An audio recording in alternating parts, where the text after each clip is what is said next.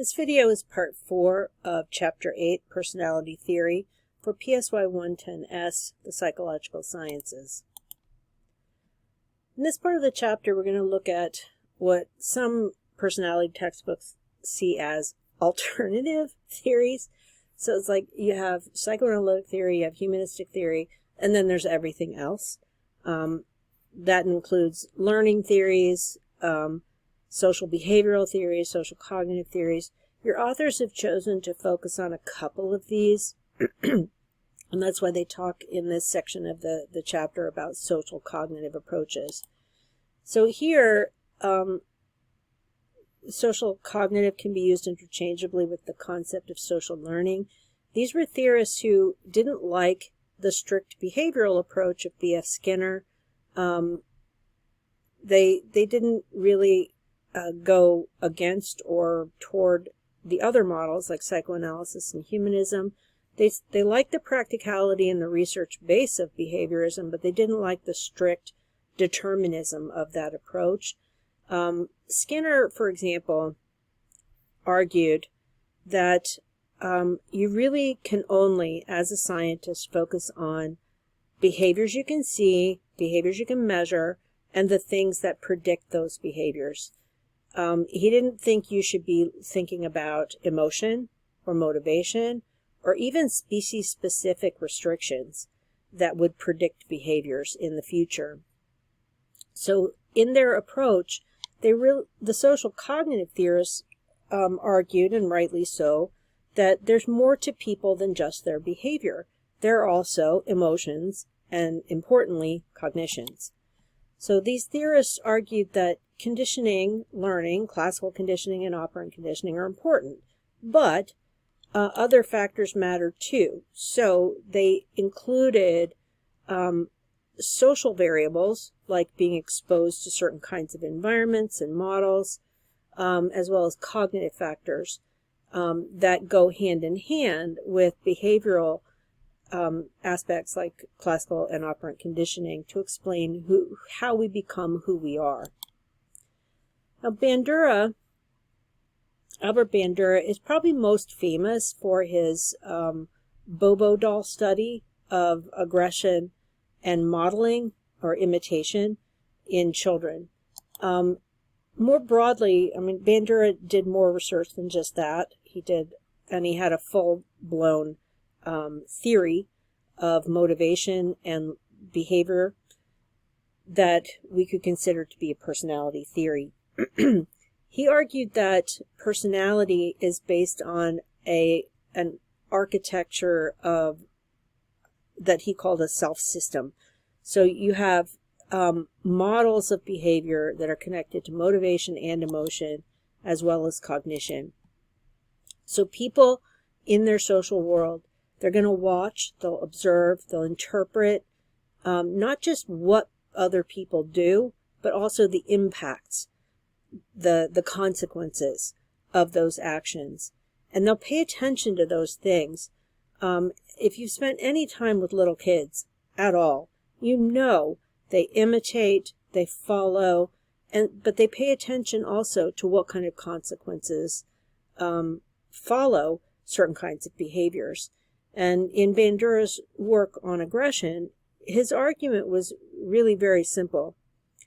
Children observe what adults or older children do, and they can repeat what they see. Now, the old Skinnerian argument was people cannot learn without direct exposure to the consequences of their behavior.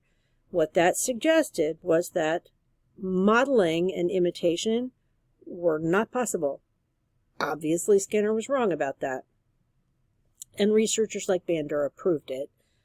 So Bandura argued a lot of what humans learn about themselves and other people comes from how they perceive and make sense of behaviors and their antecedents as well as their consequences. So people then act in accordance with their understanding of whether or not the behavior that they exhibit is going to be reinforced or punished. And then over time, that sort of gets there's an accumulation of those patterns and the logic that supports them. One concept that Bandura talked about a lot was self-efficacy. And he believed that people are going to make sense of their own behavior, and then they're going to look at it in terms of standards that they have developed for themselves. So one area of research that Bandura was engaged in heavily was how students perceive their own ability to control their own learning. So he continued to be a teacher throughout his entire career, and one area that he studied was educational self-efficacy. So something he saw in highly successful students was that when they did their own self-evaluation, they felt in control of their own performance. Students who struggled tended to feel low educational self-efficacy. They felt they had little control over their ability to learn and to perform to the standards that they wanted. So he believed that people sort of assess their effectiveness, the effectiveness of their behavior, and relate it to their own privately learned standards for those behaviors. This process of evaluation can impact whether we feel we have the ability to control how we perform, how capable we feel of achieving goals that we set out for ourselves. And that's really the essence of self-efficacy. Successes, when we've been successful, tends to increase our sense of self-control and self-efficacy. When we fail, it tends to decrease it. It tends to make us feel worse. So generally speaking, when people have lower self-efficacy, they tend to be very vulnerable to depression and anxiety. They also have a tendency to feel helpless, and there's a reciprocal relationship between these. When people are depressed and anxious, they also tend to develop feelings of low self-efficacy. So the two areas tend to feed on each other. People who are generally higher in self-efficacy tend to be more confident, more positive, more happy, have less anxiety, less depression, less self-doubt, and they're more resilient. So even if they have little failures, they're like, I am perfectly capable of doing better the next time. So they tend to bounce back faster. So this concept of self-efficacy is just one of many ideas that Bandura had that shows the cognitive aspects of personality. You can have a construct like self-efficacy that can predict how people are likely to behave in a variety of situations. Julian Rotter, like Bandura, was interested in cognitive factors that are characteristic of people. Rotter argued that one area that people differ in is the degree to which they feel like they are in control of what happens to them. And he called this the locus of control. So some people believe that they have a great deal of control over what happens to them, whereas other people believe that they have almost no control over what happens to them. And these categories of people tend to experience the world differently. People with a strong sense of control tend to feel that they tend to be happier, they tend to be more psychologically and physically healthy. Those with an external locus of control, though, and that means outside of you, the source of power and control is not in you. That refers to perceiving that external forces control your fate. That tends to be associated with greater helplessness and hopelessness, i.e. depression. Internal locus of control, as I said earlier, when people have a strong sense of internal locus of control, they tend to feel that they have a good degree of ability to direct their own fate, that they can make choices and those choices will improve their situation. These are people who tend to be psychologically more healthy. They don't feel helpless, they don't feel hopeless, they feel in control and capable. of managing their lives. They also tend to be more resilient in the face of stress. So to pull some of these ideas together, internal locus of control, Rotter found that these were people who tended to describe their successes as being the result of things they chose to do, and that they were capable of bringing out good outcomes. So for students, for example, students with strong internal locus of control related to their educational pursuits feel like when they succeed, when they do well in classes, it's because of their own efforts, and they can feel pride in that. If they have little failures, they can bounce back from those saying, I had a bad day. Overall, I am very capable. I'm confident that I will perform better later. People with an external locus of control, however, their self-efficacy isn't as relevant because what's happening to them is that they believe that other things have control over them, and it doesn't really matter what they do. And, this can be very strongly tied then to feeling helpless and hopeless and ineffectual, unable to control outcomes. Now, beyond Bandura and Rotter, your authors talk about concepts like self-perception and attribution that have also been understood to be related to how we understand ourselves in the social world. So in Rotter's thinking, how do we deal with poor outcomes? And also in Bandura's self-efficacy theory as well, how do you explain in your own head bad outcomes while still maintaining a positive view of self? When people are psychologically healthy, they will take a bad outcome and through their own attribution processes, which basically is how you explain the causes of events, how do you explain your own behavior, how do you explain the behavior of other people.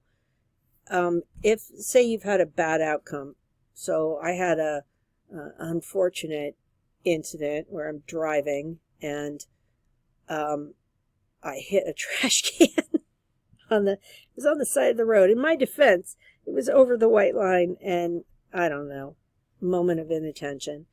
And I basically destroyed my headlight.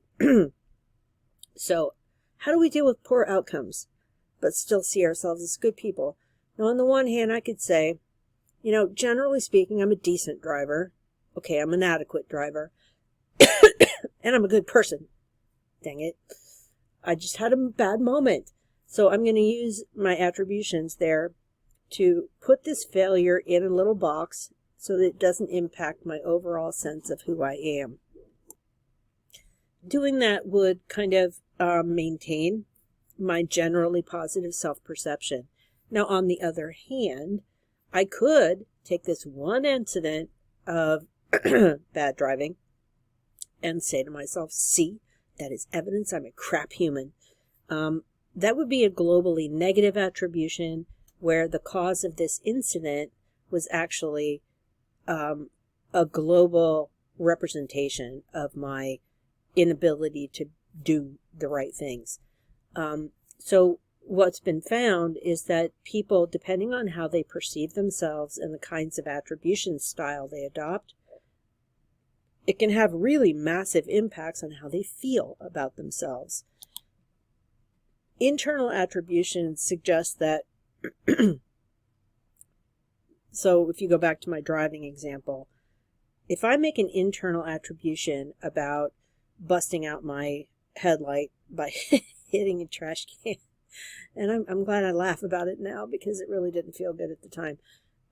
If I made an internal attribution, I would say things like, I'm a crappy driver, I'm a horrible person, I exercise bad judgment. Those are really hostile internal attributions. An external attribution was, okay, who put the trash can over the white line, meaning it was in the street? That it's their fault. I am a good driver. okay, I'm an adequate driver. And it's really the fault of the homeowner for putting the trash can in the street. So external factors. When we externalize things that are bad, bad outcomes, which your authors describe that as being slightly self-serving. When we do that, it's for a good reason. It protects self-esteem so that we don't feel globally bad about ourselves.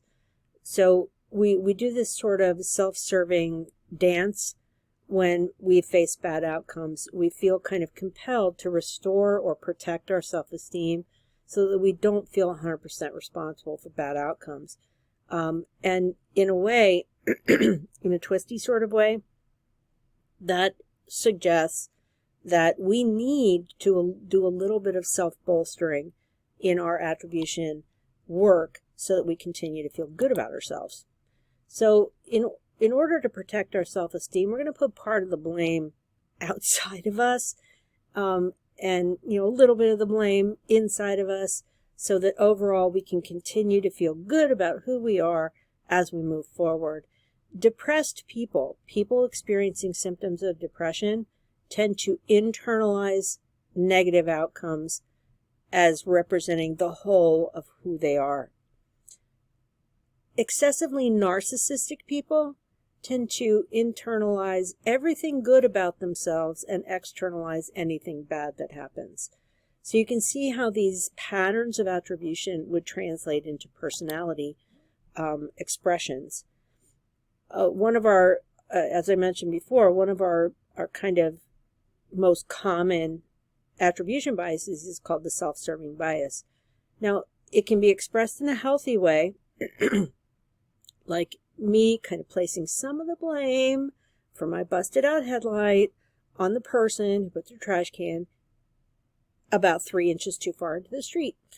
And then I can feel a little better about myself after making a mess of my car. It can be taken too far, though. So excessively narcissistic people will tend to use the self-serving bias way too strongly. They take no responsibility for negative things that happen to them, and they over-assume responsibility for good outcomes, assuming they are great and that, they're super intelligent and so on. When it's expressed in a healthy way, these sort of self-enhancing perceptions prevent depression and insulate our self-esteem from being kind of deconstructed in the way that happens when we are very depressed. Now, we're going to transition to pure trait theories of personality. I mentioned in a previous video when I talked about Jung that there's an aspect of Jungian psychology that is very trait-based. His model looking at introversion, extroversion as basic orientations, and then the functional modes of sensing, intuiting, and so on. It is essentially a trait theory. Now, what trait theories do, they start with the basic assumption that the traits you see in people around you are grounded internally. They're relatively stable. Even when they're learned, they become so practiced, so habitual that they're stable characteristics of the person. Some personality traits are in fact inborn. Others are learned pretty early. Regardless, they become very stable descriptors of what a person is like. So according to the trait theorists, you have a set of basic traits that are descriptive of you, and they are the foundation for the rest of your expression of personality. Traits in these theories tend to be described as dimensions. So like you have a dimension where on one end is extreme introversion, on the other end is extreme extroversion. So many of these theories propose a finite set of dimensions that you can measure people on. So I'm sure that most of you have taken personality assessments in the past. The Myers-Briggs is one of those. where each of those traits is then measured on a dimension, and you get a set of scores, and it creates a profile of what you're like. There are lots of these trait theories that propose different sets of traits that people could possess. In these theories, personality differences mean that you have different levels of the basic traits that are proposed. And different theorists have produced different sets of traits that they see as essential. There are some that overlap. Of course, they are influenced by cultural context, and most of the trait theories that your authors mention are trait theories that are based in Western culture. So you will notice, or at least I hope you will notice, that in these models, they're very consistent with Western cultural values of what people should look like in terms of their behaviors. Now, Cattell, who lived from 1905 to 1998, he was a methodologist. He would be today called a psychometrician. He used complex statistical procedures like factor analysis to boil down adjectives, basically adjectives that people use to describe other people's behaviors and their own behaviors. He wanted to see if you could use this statistical technique that looks at the correlations between various traits and see if you could boil it down to some essentials. And he used that factor analysis technique to identify what he described as 16 basic traits. Eysenck did a similar procedure, but he boiled it down farther to 3 trait dimensions that he thought were essential. And it doesn't really matter for the sake of the discussion today what those 16 traits were or what those 3 trait dimensions were. It's basically, the idea is, if you take in the language that we use to describe human beings and what they're like think of the word outgoing versus, so what would be the opposite of outgoing would be reserved. Bunches of traits like that. In fact, some of these researchers basically told their graduate students, get the dictionary, write down all the adjectives, and then we're going to ask people to connect them and to see if they fall into natural categories. And that's where they used factor analysis to really kind of tease out how these traits were correlated with one another and described discrete categories. Now, Music argued that there was a broad general personality factor that is a part of a hierarchical structure. So in a way, Jung argued that introversion and extroversion were kind of the broad orienting factor. Music didn't use introversion and extroversion, but he argued there was a general personality factor that is basically a general measure of social effectiveness. Now, in a way, that could connect to introversion and extroversion, because Music was really interested in social interactions and whether or not human beings could be effective in those interactions. So it had to do with things like friendliness and sociality and so on.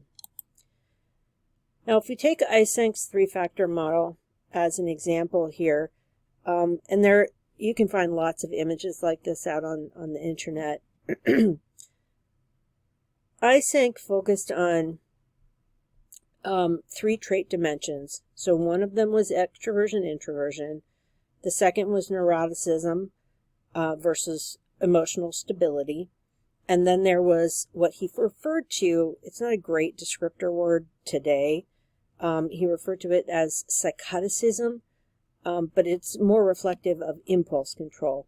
So if you look at the image, you have emotionally stable versus neurotic, and emotional stability, especially if you are edging toward the extroversion side, have things like responsiveness, leadership, easygoing, outgoing, talkative, social, etc. If you're leaning toward the introversion side, thoughtful, controlled, peaceful, even-tempered, reliable, calm, etc. On neurotic, the neurotic side, if you are also introverted, you would have rigidity, moodiness, anxiousness, reserved, unsociable, pessimistic. Moving toward extroversion, but also high in neuroticism, changeable, aggressive, optimistic, excitable, restless, etc. Now, psychoticism kind of pierces the neurotic extrovert side, where you could have high constraints or low constraint, high psychoticism, where the person has very, very low impulse control. And then high constraint, where you have introversion and emotional stability, and high self-control. So emotionally stable introverts tend to have very, very high degrees of self-control and like really strong brakes on impulsive behavior. Whereas people who are neurotic and extroverted have very, very weak brakes, an inability to stop themselves from doing things that are inappropriate. So you can see how the model lays out. It has these dimensions, and then you can branch out to put trait descriptors in each grouping of the dimensions. Now, an outgrowth of this trait approach, and probably the most popular of the trait measures that are out there, is McRae and Costa's 5-factor model. It's often sometimes called the ocean model, because the trait dimensions are openness, conscientiousness, extroversion, agreeableness, and neuroticism. And, these are questionnaire models that you have probably taken in the past, at least a short version of the 5-factor model questionnaire. I know several of my students in my senior research seminar have used the McRae and Costa model as a measure of personality in the research that they've done. So in terms of openness, this is openness to new experiences, and that includes things like being imaginative, exploring emotions, exploring ideas. When people have low scores, they tend to be very practical, conventional, wanting routine. High scores being very curious, very exploratory, very independent. Conscientiousness is about competency, self-discipline, and achieving goals. When people score low, they tend to be careless, disorganized, impulsive. When they score high, organized, dependent, dependable, and so on. Extroversion is what you think it is. Sociability, assertiveness, emotional expression. Low extroversion involves being quiet, reserved, and withdrawn. High extroversion is outgoing, people who are seen as warm and adventurous. Agreeableness has to do with being easygoing, basically. People high in agreeableness tend to be helpful. They tend to trust other people. They tend to understand other people's emotional states. People low in agreeableness tend to be hypercritical. They tend not to cooperate well and are sometimes paranoid and a bit suspicious. Neuroticism is really about the stability of emotions. When people are high in neuroticism, they tend to be also be anxious, be borderline depressive, and they tend to experience more negative emotions than positive emotions, even under good circumstances. When they are low in neuroticism, they tend to be described by others as even-tempered, not overreactive. They tend to be pretty solid and pretty secure. So basically the trait approaches take a psychometric approach to identifying the most common dimensions on which human personality varies, and then uses that to categorize people. Now, for many of you, your introduction to these models has come through the lens of You being given these kinds of measures to help you figure out who you are and what you might want to do as a career. So in the next section, we'll talk about assessment techniques for personality.